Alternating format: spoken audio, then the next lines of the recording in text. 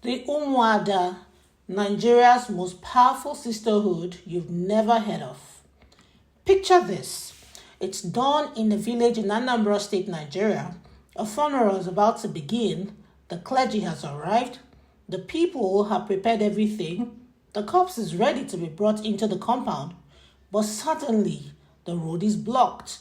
Not by police, not by government officials, but by a group of women dressed in matching wrappers, their faces staring with authority.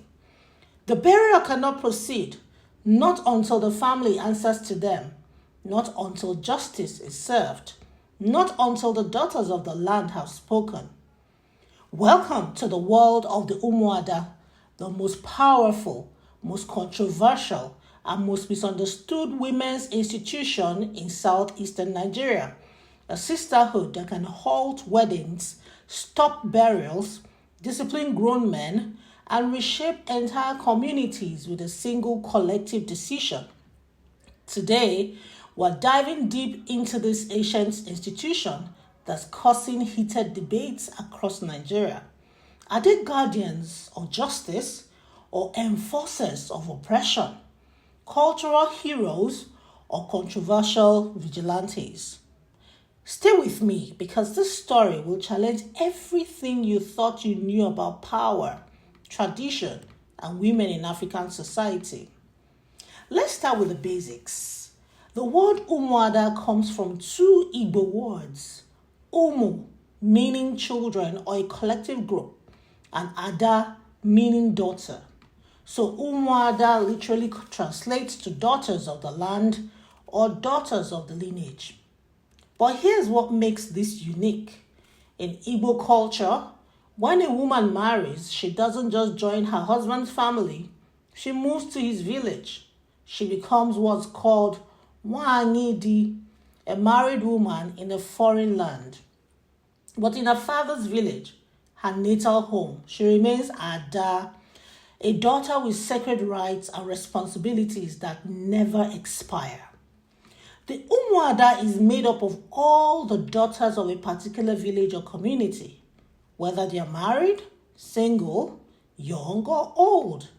Originally centered around first daughters who held special status, the institution has evolved to include all biological daughters of the community.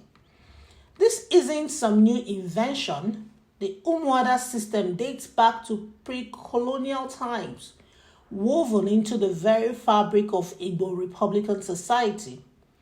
While colonial records tried to erase or minimize women's power, the Umuada survived.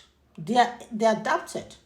They endured through the colonial period, through the Nigerian Civil War from 1967 to 1970, through military dictatorships and into modern Nigeria. Today, you'll find Umuada groups in every Igbo community across Abia, Anambra, Ebonyi, Enugu, Imo, and parts of Delta states and rivers. In some areas, they are called Umuogu, in others, Ndimgoto, but the power they wield, that's universal. Now, here's where it gets really fascinating. The Umuada aren't just a social club. They possess powers that would make any governance structure jealous. Let me break it down, what they can actually do. When families clash over land, when brothers fight over inheritance, when disputes threaten to tear communities apart, the Umuada step in as the ultimate mediators. They are considered impartial because they don't live in the community, they've married out. They have no personal stakes in local politics. During the colonial era, when people lost faith in British court systems, riddled with corruption and bribery, they turned to the Umuada. The institution provided what the courts couldn't: reconciliation, not judgment; healing, not just punishment. The Umuada are the keepers of tradition. They perform rituals that men cannot. They oversee cultural practices, ensure proper burial rites, and maintain the spiritual health of their communities. In Igbo cosmology, daughters hold sacred positions. They can invoke blessings and curses, perform cleansing rituals, and mediate between the physical and spiritual realms. This is where things get very controversial. The Umuada have the authority to discipline erring members of their family, especially women married into the community. If a wife mistreats her mother-in-law, neglects family responsibilities, or violates community norms, the Umuada can intervene.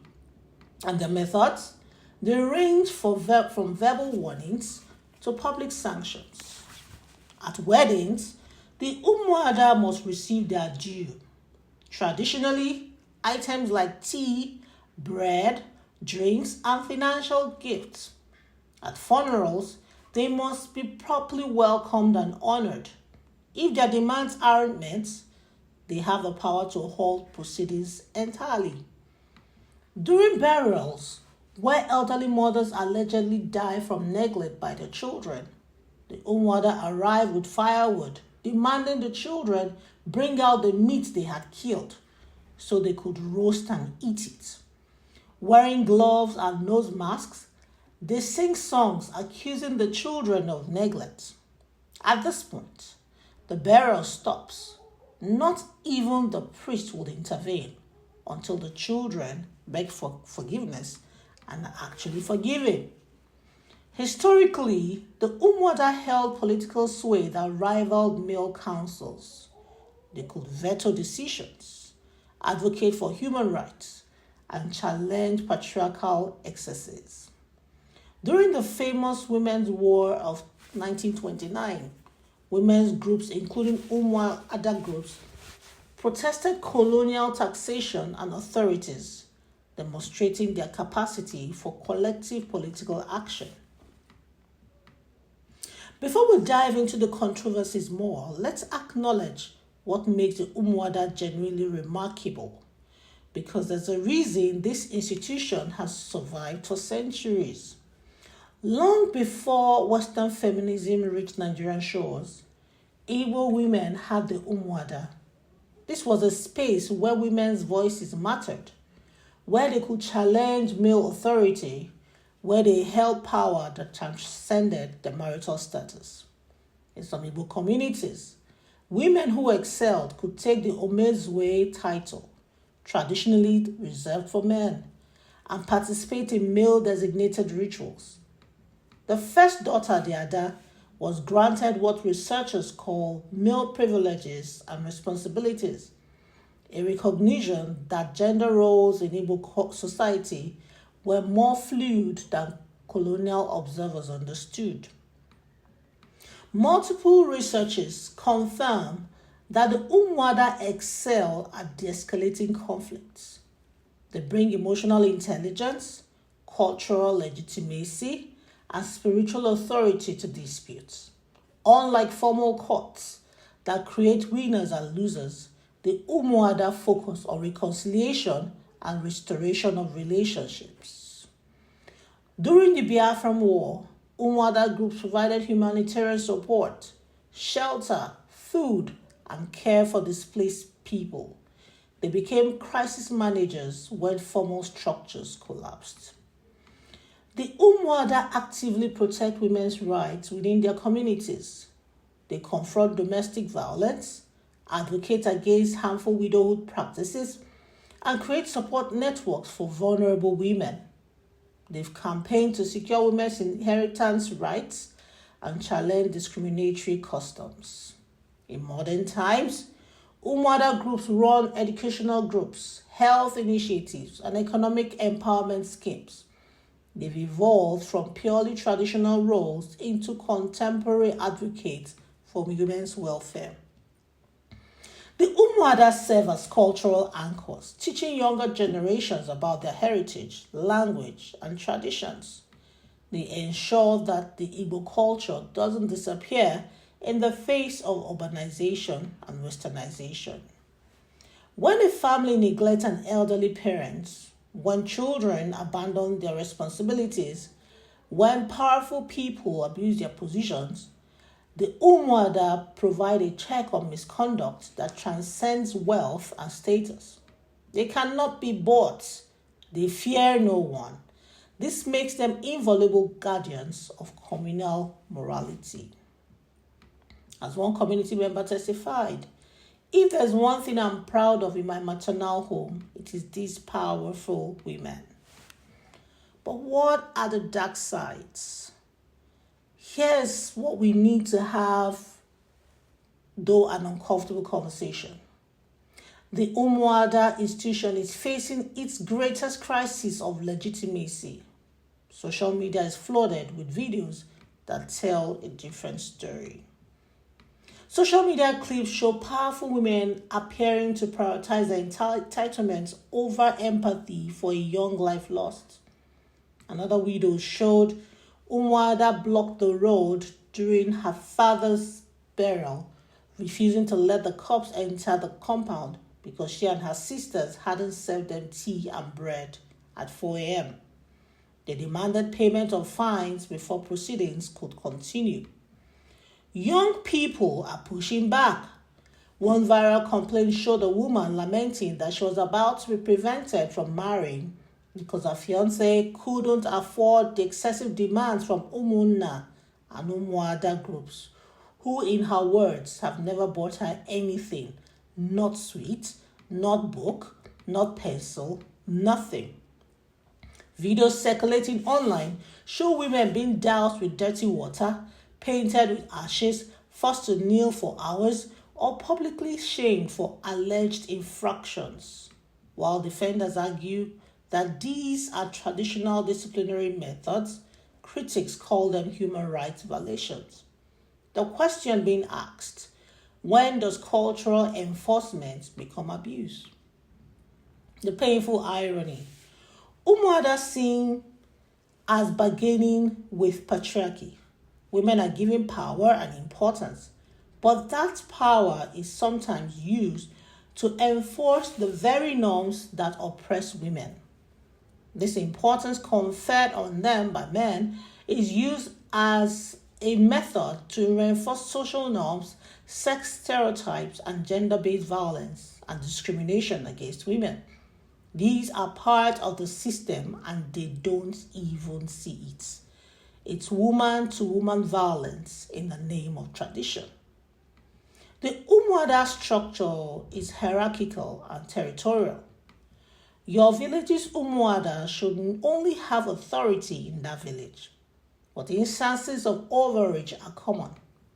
Groups attempting to police women in other communities, making demands beyond their traditional scope, or interpreting their powers too broadly.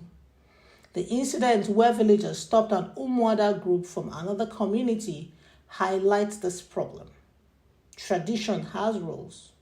When those rules are violated in the name of tradition itself, the system loses legitimacy. Nigeria has a constitution.